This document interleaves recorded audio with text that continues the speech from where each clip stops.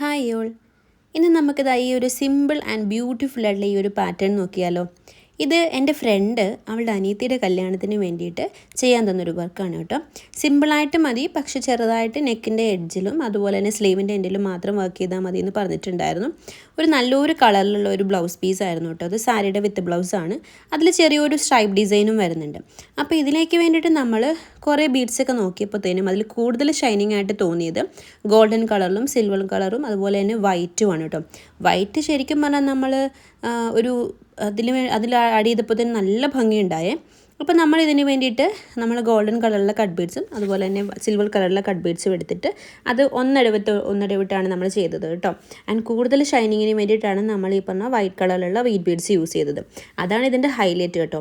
പിന്നെ in between അതിൻ്റെ ഇടയ്ക്ക് നമ്മൾ സിൽവർ കളറിലുള്ള സ്റ്റോൺസ് കൂടി ആഡ് ചെയ്തിട്ടുണ്ട്.